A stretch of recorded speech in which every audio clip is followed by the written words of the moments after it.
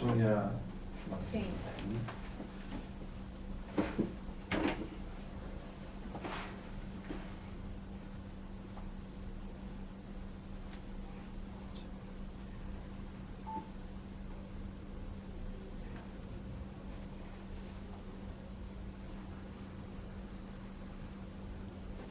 Well, hello everyone and welcome to today's class. Today we've got a fantastic topic for you. We're going to be looking at vocabulary that we use in customer service. But before we do so, let's look at what we learned last week.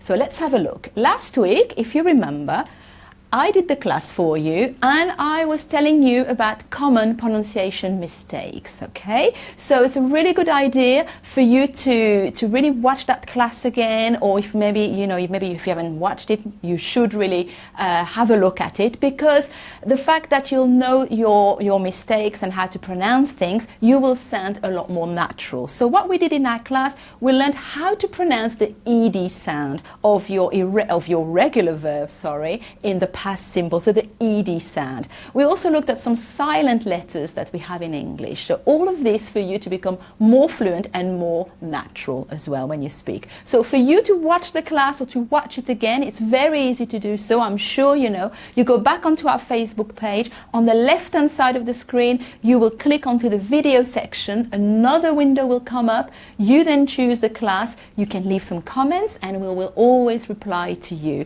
So that was last week's class. And if this is the first time that you are watching us, well, I'm Teacher Del, and it's very easy. All you need to do, you need to enjoy, relax, and write some comments, okay?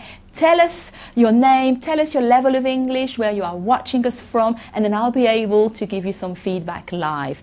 Right, so let's start with today's topic. Like I was telling you, okay, English vocabulary for customer service. And today we've got a special guest. We've got Raquel. So come on in, Raquel. Hello. Hello. Thanks for coming to see us today. Thank you. So Raquel is she's our team leader in our customer service department here at ABBA. And she's going to help us talking about vocabulary that she uses with her team when you have to talk to students and maybe when you have to write to them. So let's look at that. First of all, can you tell us a little bit about the support team here at ABBA? What do you do exactly? Yes, of course. What we use to help students if they have some doubts, or if they need some information about the course, or also if they have some special requests.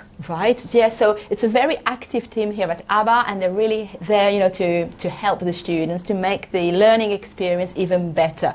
Do you use English in your job, would you say? Yes, we do. Okay. We have students all over the world, so we need to communicate with them, sometimes in English, because we do not speak all the languages. No, of course, yes. So, of course, it's very useful. Would you say that's every day? Do you use English every day? Yes, we do. We use English every day. Okay, brilliant. So, another reason to learn English.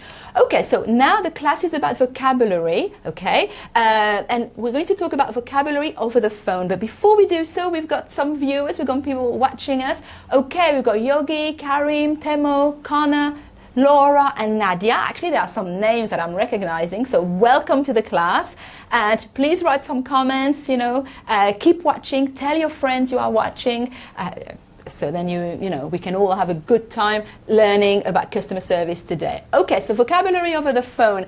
What do you say when you answer the telephone? Okay, so what would you say? So just to help our viewers, if you have to answer the telephone in English, okay, what do you say? We say ABBA English, good morning, or good evening, or good afternoon, and then how can I help you? How can I help you? Okay, so how can I help you? That's a really good way to start a phone conversation, because it's an open question. So then it invites the caller to maybe tell you about the problems or the questions they have. Great, okay.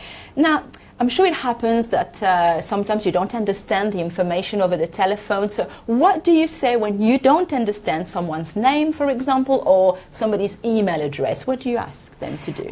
We ask them to spell the name or the email address. So we ask, I am sorry, can you spell your name or can you spell your email address? So spelling is very important. So knowing the alphabet is essential. So we make sure that you've got the right information here. Now, talking about email addresses, right, let's see if you know how to say an email address in English. So today you will learn, if you're not sure, perhaps Raquel, you could maybe read this email address that we've got on the screen. How would you read this then? Caroline.smith@gmail.com. Exactly. So two things to remember here, okay? The symbol is at. This is how we say it, at. And then it's not a point, it's a dot. So it's really important because these are the main characters that you will find in an email address. Okay, all right, we've got a message from Asma. Is an English teacher in Egypt. Brilliant. Okay, so what kind of levels do you teach, Asma? Okay, tell us a little bit more about what you do so we can communicate with you.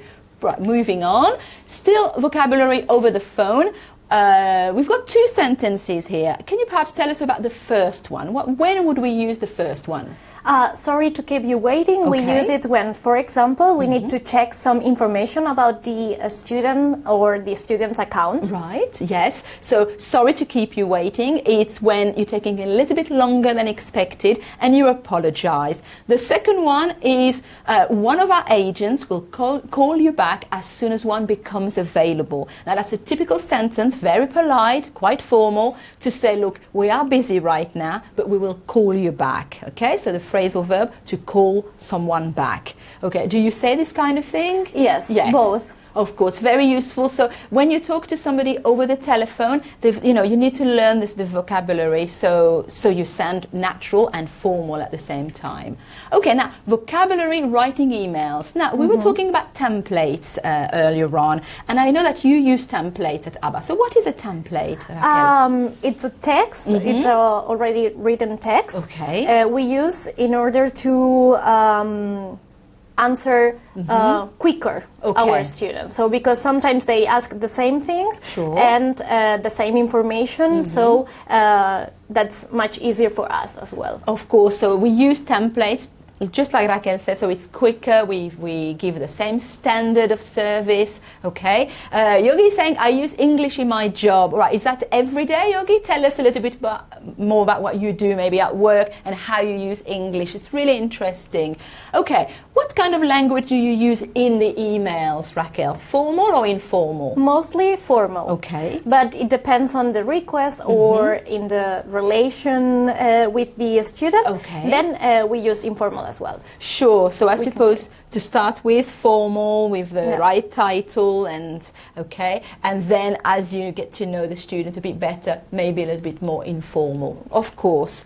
Writing emails again. So here are actually some typical sentences that we use here at ABBA. Okay. So what's the first one, Raquel, when you write an email? Thank you for contacting us. Okay, well, that's a great way to start a message. Thank you for contacting us. Thank you for getting in touch. You're thanking the person who's sending you the message, and then you can get into the text after that. We remain at your disposal. What would that mean? I mean, when would you say that? We remain at your disposal. It means that we are there for the student. Yes. So if they have further doubts or questions, they can write us back. Exactly. That means, we are there for you. We are here to help you. We remain at your disposal. It's a formal way to perhaps end a letter. And actually, to end a letter, we're going to see we look forward to hearing from you soon. Now, that's a typical way of ending an email or a letter in English, the expression to look forward to. And here, look at the grammar, because then the verb will actually be with ing, to look forward to, plus the gerund here, so the verb with ing. It's really important to note that. So yes, here you've got 3 examples that I'm sure you'll need to use if you use English at work. Okay, so the type of inquiries that you get at ABBA, what are they, Raquel? The first one, what do they ask the students?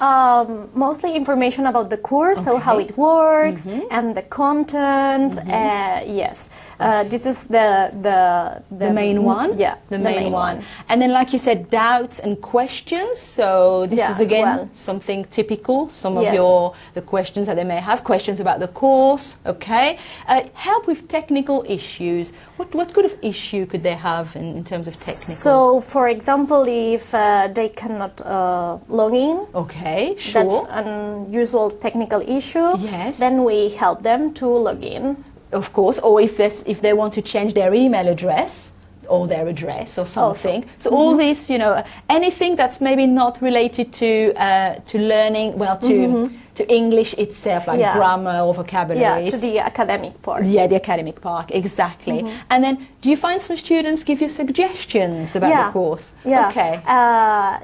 They do, and we appreciate it because it helps us to improve the course. So it's perfect. Exactly. I mean, we really value your opinion. Exactly the same here in the comments. If you want us to improve something, if you want us to change or talk about a topic that interests you, you need to tell us, okay? And then we will do it for you. Let's continue then. Right, well, we've come to the end of that short introduction about customer service at ABBA. We're going to practice together now.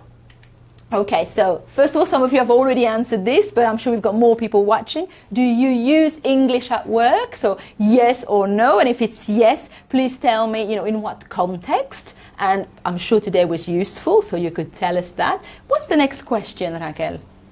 How would you answer the phone in English formally? Yes, we gave you some examples. Okay, so how would you answer the telephone in English? If you had to answer yourself, what would you say?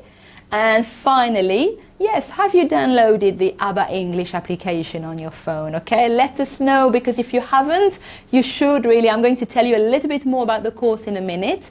But for now, these are your 3 questions. Please answer them, as well as you can, and I'll give you feedback. Raquel and I will give you feedback in a little while. But before we do that, I'm going to tell you how to become an ABBA student. So I was mentioning about downloading the application. Yes, so you could join our millions of students. Right, the ABBA course has basically got 144 units, right? They all work in the same way. We start with an ABBA film, then the whole unit is based around the film. We've got activities, we've got video classes where we teach you the grammar. We also do like short assessment tests, this kind of thing. So all of that is in one unit, and we've got 144 units. We've got one more message here. Nadia is saying to us, I do not use English in my job, and I feel I'm beginning to forget it. Okay, well, of course, if you don't use English at work, it can be a little bit difficult, but watch us, use the course, read in English, watch films in English. Later on, we'll do a lesson on how to use films to learn English. So there's lots of ways for you to practice. So to talk about the course again, yes, the course is very flexible. You can study, whichever device, your computer at home, your smartphone. You can study on the go. You can study maybe more at home, a bit more settled. It depends. You can start on one device, and your progress will be kept on your other devices as well. You could be a free student. So if you download the application on your phone, you can be a free student. That means you have access to the first unit of every level and all of the video classes. But if you are a premium student, and that's the best option, you have access to everything, and you are assigned your own teacher as well, like Teacher Robin. You could write to Teacher Robin, and she will explain vocabulary and grammar, and you can practice your writing skills. So, do we have more people here? Well, first of all, let me tell you about additional resources before I look at your feedback. Okay, well, as you know, we're on Facebook. We do lots of things, not just the classes, but quizzes and different things.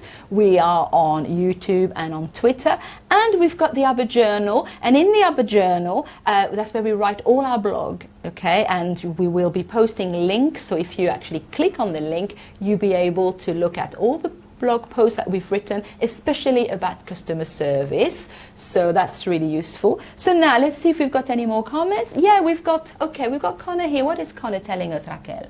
Yes, does that happen to you? What's his question? What to do? Sometimes. Well, usually it doesn't happen. Okay. But sometimes it happens, and then we just ask to be polite. Exactly. I mean, the question was, what do you do when a caller is impolite? So that doesn't happen very often? No. Okay. No.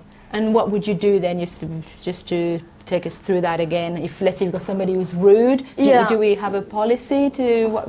We just ask to be polite and to have respect for us, and then usually they the feedback or the response is positive then. Okay. Well, that's a really good question actually, because it can happen, right? But luckily it doesn't happen very